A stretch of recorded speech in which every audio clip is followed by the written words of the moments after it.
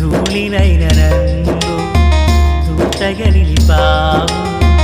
ఎన్నికలేని నన్ను ఏలికగా చేశావు. ధూళినైన నన్ను దూతగా నిలిపావు. ఎన్నికలేని నన్ను ఏలికగా చేశావు. భూమి విరిగి ఫలమిచ్చెను, మేఘమిరిగి వర్షమొచ్చెను.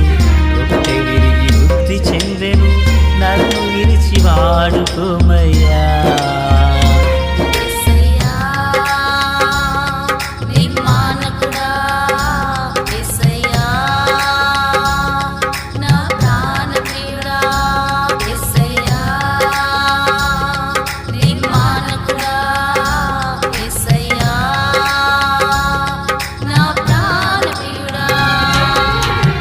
ధూళినైన నన్ను దూతగా నిలిపావు. ఎన్నికలేని నన్ను ఏలికగా చేశావు. ధూళినైన నన్ను దూతగా నిలిపావు. ఎన్నికలేని నన్ను ఏలికగా చేశావు. ప్రభు అయినటువంటి యేసుక్రీస్తు వారి పరిశుద్ధమైన నామములో తండ్రి అయిన దేవాది దేవునికి నిత్యము స్తుతియు స్తోత్రములు, మహిమయు ఘనతయు ప్రభావములు యుగయుగములు ప్రభువునకే చెల్లునుగాక. ఆత్మీయులారా, బాగున్నారు కదా? దేవుని మహాకృపను బట్టి మరో పర్యాయము మనం ఇలాగున కలిసి దేవుని దైవవాక్యమును ధ్యానం చేటుగాను మహాదేవుడు మనకెంతగానో కృప చూపి ఉన్నారు. ఆత్మీయులారా, మరి రేపటి దినాన 14వ తారీఖు మనము ప్రార్థించి ప్రకటించబడిన రీతిగానే ఉదయకాల వేళ మనకు మందిరమునందు బైబిల్ క్విజ్ అనేది ఏర్పరచడం జరిగింది.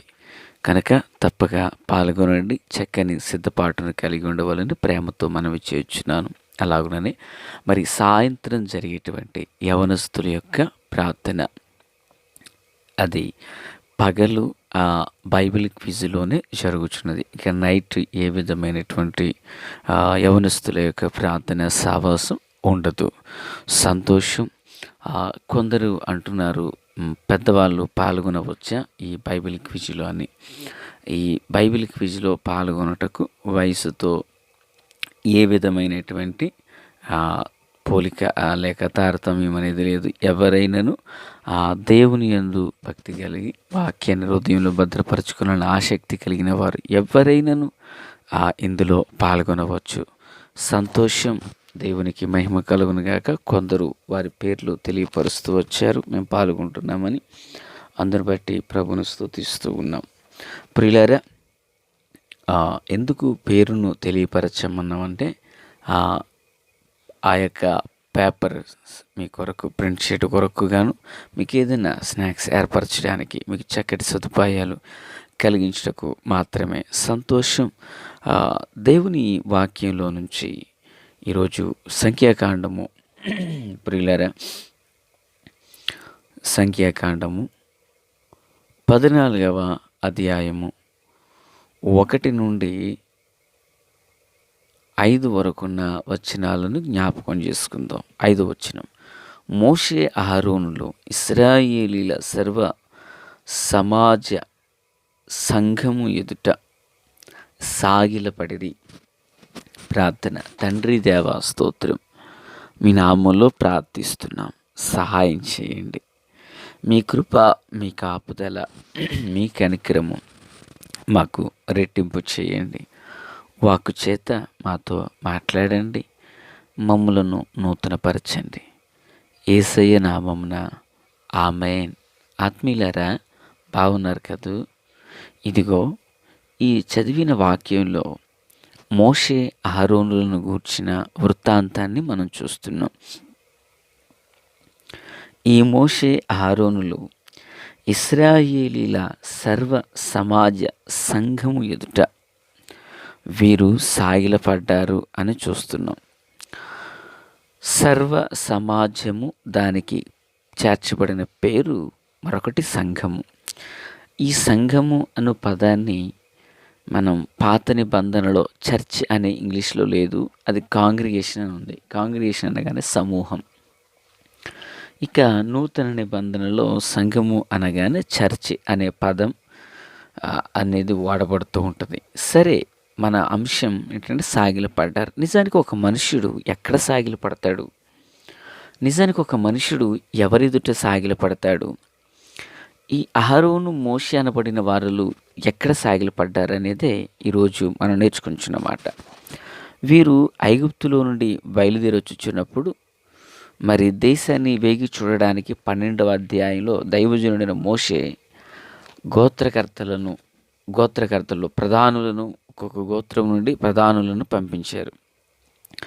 ఆ ప్రకారంగా బయలుదేరి వెళ్ళినటువంటి వారిలో నూను కుమారుడైన యెహోషువ, అలాగుననే యెఫున్నె కుమారుడైన కాలేబులు కూడా ఉన్నారు. పిల్లరా, 40 దినములు వారు దేశాన్ని సంచరించి చూచారు. తిరిగి వచ్చి దేశాన్ని గూర్చి రిప్రజెంటేషన్ అనేది చేశారు. చేసినప్పుడు 13వ అధ్యాయంలో జరిగిన రిప్రజెంటేషన్ చేశారు. దేశాన్ని గూర్చిన సమాచారం 10 మంది అందించారు.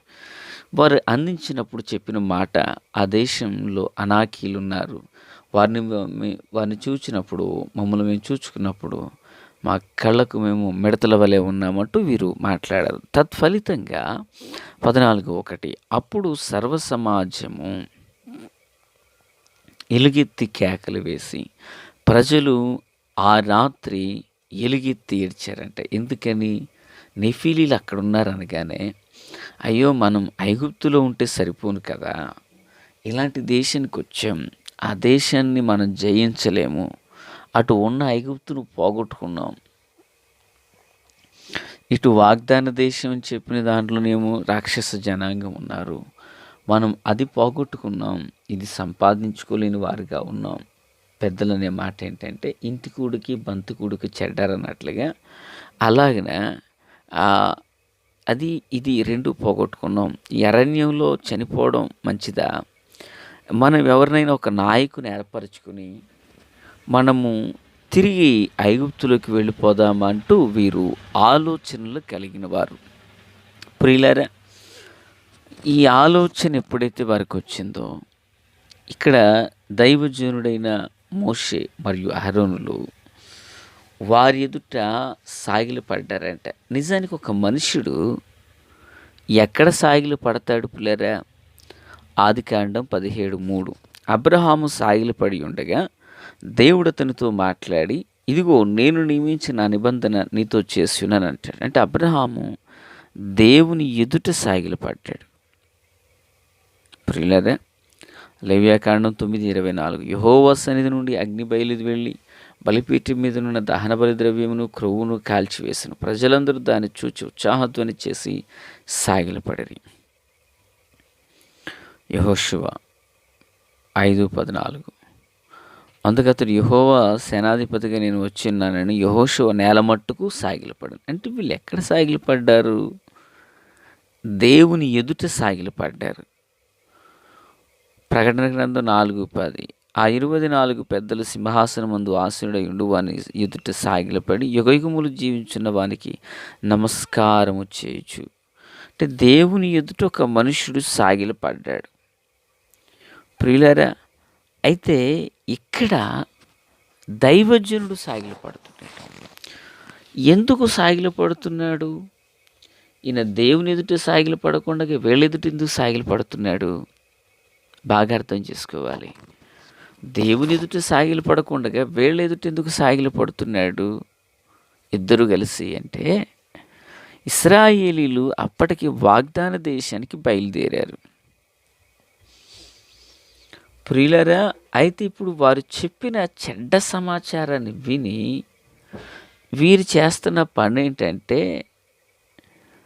3వ వచనం సర్వ సమాజము అయ్యో ఐగుప్తులో మేమేలా చావలేదు, ఈ అరణ్యమందు మేమేలా చావలేదు, మేము కత్తివాత పడునట్లు యెహోవా మమ్మును ఈ దేశంలోనికి ఏల తీసుకుని వచ్చును, మా భార్యలు మా పిల్లలు కొల్లపోవుదురు, తిరిగి ఐగుప్తుకు వెళ్ళుటకు మాకు మేలే కదా. అంటే దేన్ని కోరుకుంటున్నారు? ఇప్పుడు ఐగుప్తును కోరుకుంటున్నారు. నిజానికి అసలు వీళ్ళు ఐగుప్తును కోరవచ్చా?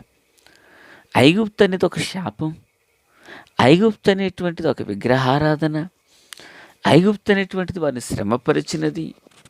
ఐగుప్తులో దేవుని యొక్క హస్తం వారికి తోడుగా ఉన్నది కనుకనే వారు వృద్ధిపరచబడ్డారు. ఐగుప్తు వారి సొంతం కాదు. ప్రియులారా, వెనక్కిపోతానంటున్నారు. ఒక మనుషుడు ఆత్మలో ఎదిగి పరిశుద్ధాత్మను పొందుకుని సంఘమందు ఎడతెగని సహవాసం కలిగి ప్రార్థనాపరురాలై ప్రభులో సాగిపోతూ సడన్గా వారు ఆగి మేము మరలా తిరిగి లోకం వైపు పోతాము, లోక సంబంధమైన కార్యాల్లో మేము ఉంటామంటే ఆ దైవజనుడు గుండె ఎంత బ్రద్దలైపోద్ది పిల్లరా. ఈనాడు సంఘంలో కూడా అనేక మంది ఈ బాణీని విధానాన్ని కలిగిలేరా. ఒకప్పుడు వెలిగించబడి, ఒకప్పుడు రగిల్చబడి, ప్రియులారా, ఒకప్పుడు సంఘమందు ఎడతెగని సహవాసంతో కార్యక్రమాలలో అన్నింటిలో పాల్గొనొచ్చు. ప్రియులారా, సంఘములో ఓ స్తంభం వలె నిలబడి ఇలా ఉంటూ కొద్ది కాలమునకు లేదా కొంతకాలానికి మరలా మేము వెనుదిరిగిపోతామన్నప్పుడు ఆ దైవజనుడు ఎంత బాధపడతాడు. ఆత్మీయులారా, బాగా ఆలోచించేయండి. వారి ముందు వాగ్దాన దేశం ఉంది. ఆ దేశానికి భక్తుడు దేవుని యొక్క సహాయంతో మోసి నడిపిస్తున్నాడు. వారి వెనుక శాపగ్రస్తమైన ఐగుప్తు ఉంది. ఇప్పుడు ఐగుప్తుకు వెళతామంటున్నారు. క్రైస్తవ జీవితం ముందుకు సాగాలి తప్ప వెనక్కి వెళ్ళకూడదు కదా. వెనక్కి వెళితే శాపగ్రస్తమైన దేశం, ముందుకు వెళితే వాగ్దాన దేశం. ఈరోజు మన ఆత్మీయ జీవితంలో కూడా బాగా గుర్తుపెట్టుకోవాల్సిన విషయం ఏంటంటే, నువ్వు ముందుకు సాగిపోయావా, దేవుని మహా ఉన్నతమైన కృప రెండింతలుగా మనం పొందుకుంటాం. నువ్వు వెనక్కి తిరిగావా, శాపగ్రస్తమైన అసమాధానపు విధానాలు చూడవలసి వస్తుంది. ప్రియులారా, మేము చేద్దామనుకున్నాం, మేము చూద్దామనుకున్నాం అని కొందరి ఆలోచన విధానం ఉంటుంది. ప్రియులారా, ఇక్కడ మోషే వారి సర్వ సమాజ పరిస్థితిని చూడండి. సర్వ సమాజం ఎందుకు వెనుదిరిగారు? మోషేని బట్టి కాదు. ఆ చెడ్డ సమాచారాన్ని విని వీళ్ళు వెనుదిరిగిపోతున్నారు. ఈనాడు కూడా ఎంతోమంది మాటలు విని వెనుదిరిగిపోయిన వాళ్ళు కోకొలలుగా ఉంటారు. దైవజనుడి మాట విన్నవారైతే వారు ముందుకే సాగిపోతారు. దైవజనుడి మాటను గ్రహించక వెనుదిరిగిపోయిన వారు కోకొలలుగా ఉన్నారు. ఈనాటి కాలంలో సంఘాలు ఇటు వారు అనేకులు లేకుండా లేరుపులేరా. దైవజనుడు ఏ విధము చేత నిన్ను ముందుకు నడిపించుట కొరకే ఎక్కడ వరకు ఆయన తగ్గించుకున్నాడంటే నేల మట్టుకు తగ్గించుకున్నాడు.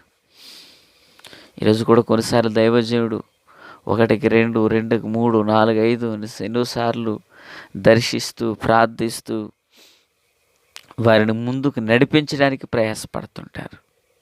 మోషే అందుకే సాగిలపడ్డాడు.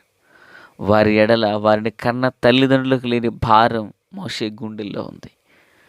వారిని ఇంకా ముందుకు నడిపించట కొరకే నేల మట్టుకు తగ్గించుకున్నాడు. పిల్లారా, ఆత్మీయులారా, క్రీస్తునందు నాకు అత్యంత సన్నిహితులారా, దేవుని పిల్లలుగా మన జీవితంలో ముందుకు సాగితే వాగ్దాన ఫలము, వెనక్కి వెళితే శాపగ్రస్తమైన విషయాలు. కనుక వెనక్కి తిరిగిపోక ముందుకే సాగిపోదాం. ఆశ్చర్యకరుడైన దేవుని కృప మనకు తోడైండునుగాక. తండ్రి దేవ స్తోత్రం. వాక్యమందరి హృదయాల్లో ఫలభరితం చేసి మేలుతూ నింపండి. మీరు అక్కడ కొరకు, రాజ్యం కొరకు మమ్మల్ని సిద్ధం చేయండి. మీ సన్నిధి, మీ ముఖకాంతి అందరిపై ప్రకాశించబడునుగాక. మేలుకరంగా మార్చమని యేసయ్య మహోన్నతమైన నామములోనికి ప్రార్థించిన మనవులన్నీ పొందియున్నామని నమ్ముచు ఏ ఒక్కరు వెనుదిరిగిపోక ప్రతి ఒక్కరూ ఆధ్యాత్మికంగా ముందుకు సాగిపోటకు సహాయం దయచేయమని యేసునామమున అడుగుచున్నాము మా పరమ తండ్రి. ఆమెన్. Praise the lord.